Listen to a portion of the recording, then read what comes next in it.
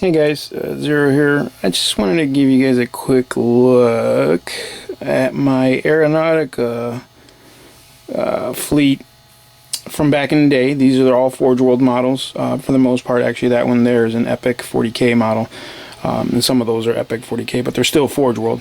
But I'll get you a little closer here. So when the game first came out, you know, my buddies and I, we were kind of skeptical, you know, because of the price of these fighters and everything. But, you know, once we played the game, we actually went out to the battle bunker, tested it out, and, you know, I got two unfinished ones right there. We tested it out. We liked the game. It was really simple, real basic game, but it gave you some kind of, you know, you did have, like, you had to use a lot of tactics, you know, to get through. And there's the heavy bomber. You know, so it was a fun game. You know, it was very simple but very strategic. You know, and I find that most games like that, they're like that. They're when they're complex or they're convoluted with a lot of rules. You know, there's not a lot of tactics involved. It's pretty much like, you know, let's set up, let's move, let's roll some dice, and, you know, my guys versus your guys, and just march until somebody's dead. But the simpler games are the ones where you got to look out. You know, they're okay. You only got to do this, this, and this. These are the steps to play the game. Okay, cool. That sounds easy as hell. Let's do it. But then you start realizing, well, I have to use tactics. I have to use strategy. You know, there's a lot more involved than just rolling dice and moving guys. This is one of my aces, the Black Baron, and it's ironic because I just got the new book, and there's an orc fighter. What do they call him? Fly boss. He's called the Black Baron, which is pretty cool. But yeah, and then I've gotten these small little flak wagons, I want to say. They're very small. A little orc there shooting. This was from Epic 40K, so you can tell like the old school orc designs, like the war trucks. These were very, very old. I also picked up some anti-air, because in the game, you know, you had anti-air batteries, which again, you know, it just added to the element of the game. A little work guy there. I gotta finish that guy. He's not painted. And then I picked up this thing from Epic. Someone made some rules online. This was like an orc lander, or landa, whatever you call it. And had this platform that would drop a bunch of boys down on the ground. So basically a transport. And in the new book, there's rules for transports. I don't know if this will be in there, but I used it in mission objectives, things like that. Like we you know, special scenarios we created, you know, to you know, to make the game a little bit more interesting. And there's my heavy bomb. There was like three different heavy bombers that they had made, Forge World had made, and I wanted to get all of them because, you know, I'm a completist and I obsess. And got little grot bombs there. I don't know if you can see that, but let's see if I can zoom in and keep. Had to paint the teeth. Couldn't paint the grot because he's glued in, you know.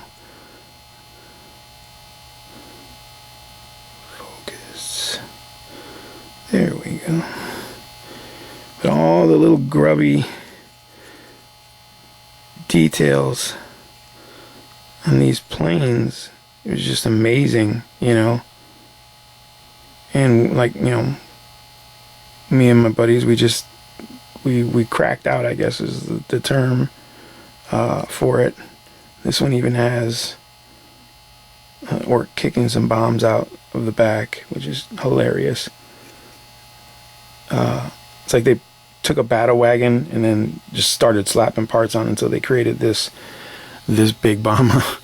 But yeah, you know, this was the fleet thus far, and I really wanted to like get these guys out, dust them off, you know, and then show them off before I really start getting into the new Aeronautica models, because, you know, the new ones, they're really, really well done. I think that, you know, I am going to get into them, and I'm going to pick up more. Matter of fact, here's one here, you know, so you can see they're actually, they're a bit bigger, you know, you can see that there. They're a bit bigger than the originals. And I mean, I said this in another video, you can use the originals, there's nothing wrong with that.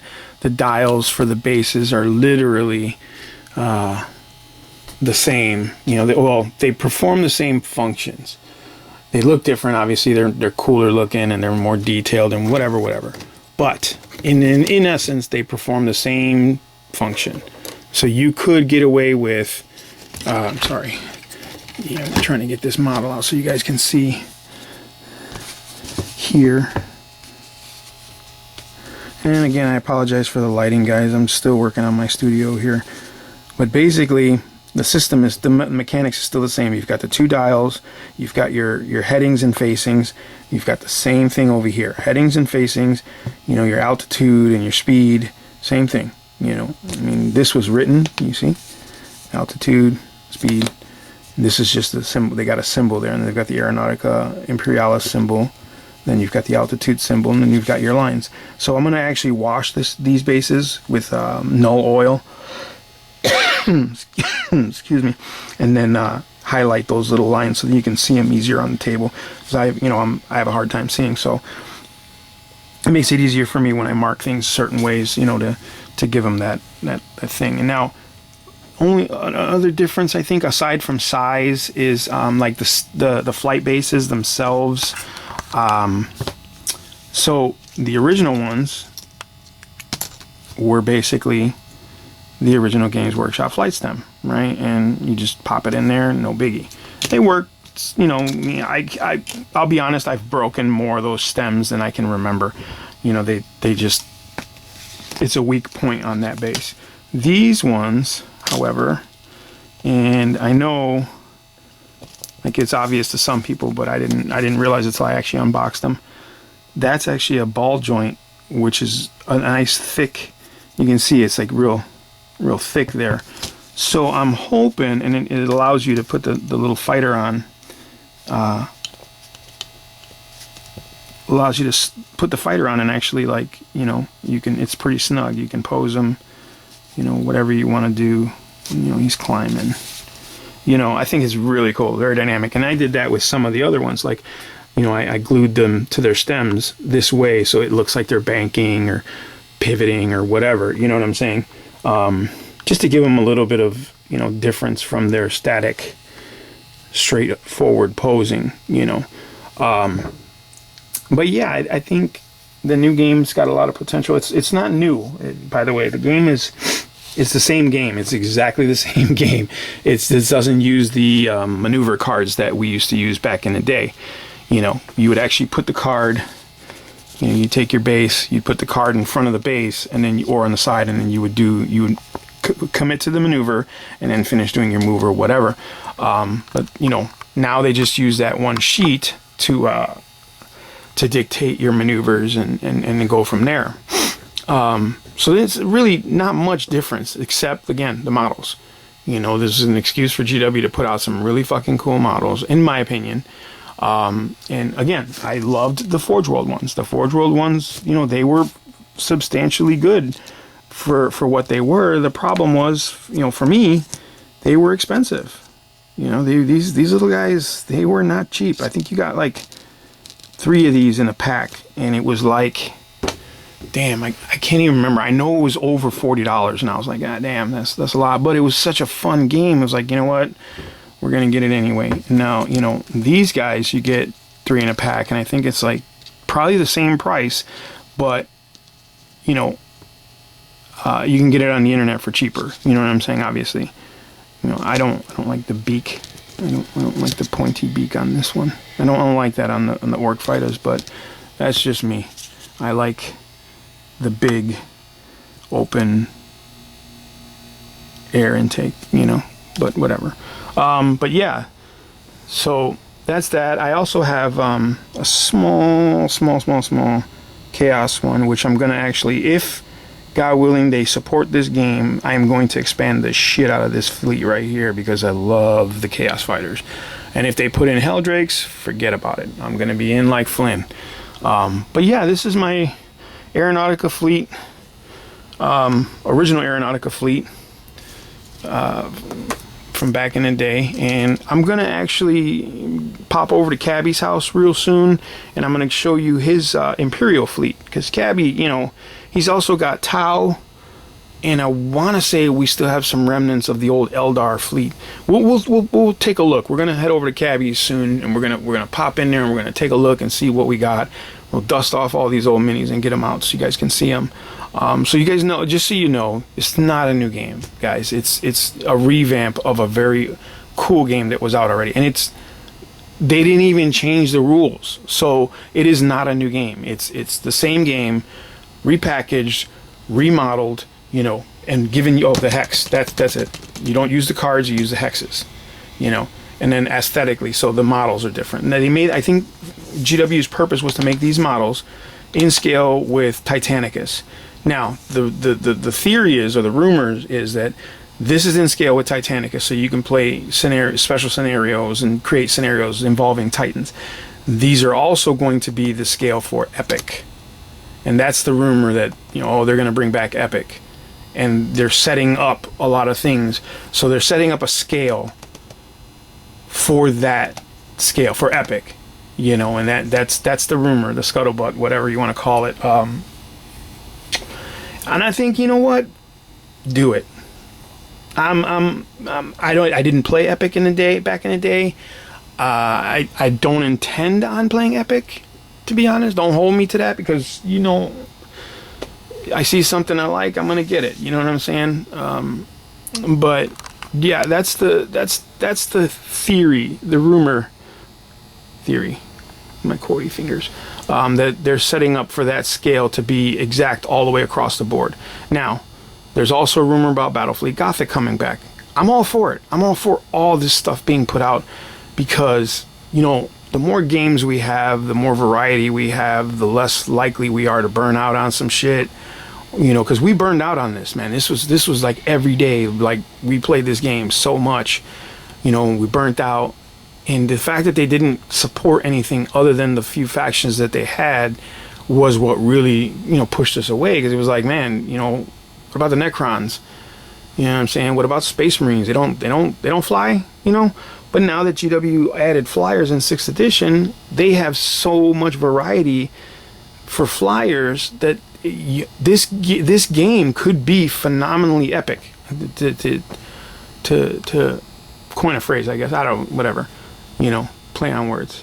But if they're going that route, that's awesome to me. That's awesome, because you're gonna get so many more models and so many more factions involved in this type of game, which is important, man. That's, you know, it's nothing worse than you get a game, you get an army, and then the next edition comes out or something, and your army is useless, or you can't use it because it's just not supported. And it's like, man, that's some shitty stuff to go through. You know, I know people who've like, man, I can't even use this army anymore. It's not even in the game anymore. I'm like, wow, that fucking sucks. You know, and people who loved it, but now they can't. So, like I said, I'm excited for this new edition, new oldish edition, and I'm excited for what's to come. That's the thing. What's to come? Not it's just Imperial and Orks. Yeah, well, of course, it's just an initial release. They want to test the waters and see if people are going to bite on this stuff, you know, or people are going to jump in on it. And I say jump in. Look, for the cost of $100, if that, you can get it online for like $70 this game, I think, or $90 or something like that. It's cheap. It's not an expensive game because it's not a huge box. But you get enough to play this game, and that's all you need. It's a beer and peanuts game. It's a Friday night table game. You know, it's fun. It's 40K. You know, let's support it so that we can get those Chaos Fighters. We can get, you know, the Grey Knights, you know, specific, flyers or Space Wolf flyers. I mean, come on, you know, that would be awesome. The Dark Eldar can get finally some love, you know, and the new Eldar fighters. Come on, you tell me you don't want to see that? That's gonna be awesome. Look at this, look at this thing. Let's get this bad boy out there. You know what I'm saying? Let's get that guy out there and make a little miniature of that. They had vultures, they had Valkyries, you know, in the Imperial fleet. Let's get that guy out there. You know, let's make as many Tyranid. Let's get some Tyranid flyers out there. Yeah, they're not jets or anything like that, but shit, you know, show some love. All right. Anyway, that's my little Ork Squadron fleet, whatever you want to call it, for Aeronautica. This is the old Forge World version. These are the new ones, and I will definitely be adding more to this fleet. And I picked up the box, so I got some Imperial stuff too. Right there. Some more stuff I got to build. And then we'll see. I mean, I love the planes. I love the aerial combat, and I love the inclusion in the 41st Millennium and the 40K game of this. You know, you've got Battlefleet Gothic, you've got Aeronautica, you've got Titanicus, you've got 40K, then you go down to Kill Teams, then you go down to Necromunda. That is a huge scope of gaming. So, all right. I just wanted to share this with you guys, and I've rambled on enough. But, you know, as always, thanks for watching. Like, subscribe, share. If you can help support the channel, donate $1 or whatever. It doesn't matter. I appreciate anything. My email will be in the description below. So you can PayPal me if need be, or email me if you got a question, or you want to just chit-chat about how ugly my Ork fighters are, you know, or whatever, you know. Let's keep it civil, but, you know, let's talk. If you guys have an Aeronautica experience that you want to share, hit me up. If anybody out there is watching this and you have the Harbinger, the big giant Forge World kit that came for this fleet, if you have it and you're looking to get rid of it because you just don't play anymore, please hit me up. Message me, send me a message on Facebook, Zero's Hobbies. I'm definitely looking for that model. So hit me up. All right, guys. Thank you for watching. Hey, guys. I just wanted to add this quick little bit of history for this game, Aeronautica, or now Aeronautica Imperialis. So now you see the maps come with these hexes, right? So you're basically, you've got your fighter, and you choose your maneuver. You say, I'm going to go straight. So you just, obviously you go straight, whatever the movement value is for your fighter. Back in the day, we didn't have hexes. They didn't have the hex on the board. They just used cards to do your maneuvers, and then you would, you place your fighter wherever you're gonna go. So I'll show you real quick how that worked. So let's just say, you know what, I'm gonna go straight this turn, or maybe I'll turn. So you get a card, right? These were printed out. I printed these out and I cut them out, and then I laminated them so that they could last, because you're using them constantly, so they would get kind of like messed up. So what you do is you take the card, place it right in that slot there, because that's where the obviously the plane would start. Then you perform the maneuver. So you do your move. You could move before the maneuver and after, depending on how much movement you had, or you could start the maneuver first and then move, however you wanted to do it. It was just basic. So let's just say I wanted to do this turn, this slight turn. So basically what I would do is take the fighter and place it at the front of the card with the corresponding arrow based on the maneuver I chose. Now, you obviously choose the maneuver first in secret. You write it down, whatever, and then you play your card. That way your opponent doesn't know exactly where you're going, and then, there's also, like, you can go straight, you can go left, you can go right. It'll also tell you, it used to tell you, like, if it changed your altitude or speed at any point to do this maneuver, like what it would do if you use this maneuver. Now, there were far more complex maneuvers cards. For example, this was called a spiral.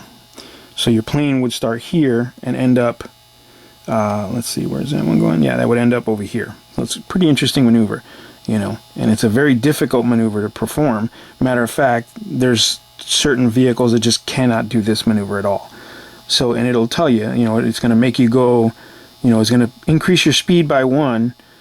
I'm sorry, increase your altitude by 1, but decrease your speed by 1 if you go up, or you go down and it does the opposite. So that would play out like, okay, you know, I'm gonna go on ahead and perform this maneuver here. So we put the card right in that spot where the hex belongs. See, there's a little cut there, and then basically you're gonna move the fighter this way. So you basically just, you know, flipped over, and that's it. And then you continue on with your move, you know. And that's what made the game tactical and strategic, because you never knew what your opponent was going to do. You had to guesstimate where he was going to go based on, like, if you knew the ships, you know, if you're really good at knowing your enemy, quote unquote, you know, okay, orcs have, you know, they have high maneuverability, they've got high speed, you know, but we have this much space on the map. Like, let's say I'm here, you know, so you can estimate that I'm not going to make any banking turns or arcs this way, because I'll be off the map and that'll disqualify me. So I'm going to either have to go straight and take a chance in coming off the board here, or somewhere here along the lines I'm going to have to turn. Whether I'm going to do a flip over, a bank, or whatever, I'm going to have to do it. So that's basically what it was. You had to guess where that guy was going in order to put your, you know, your ships where they needed to be. Because the best position in this game is to be tailing someone. You know, you know, when you're tailing, you know, that means at the end of the turn, you ended up there. So the next turn, you're going to get tailing fire, and you're going to get bonuses to shoot people, you know, because you're literally on their tail, like in a dogfight. But yeah, I just wanted to share that with you guys. Just a little bit of a history. And like I said, we had a ton of these cards. There was a ton of them, you know, to pick from, depending on the type of fighter you had or whatever. All right, guys, thanks for watching.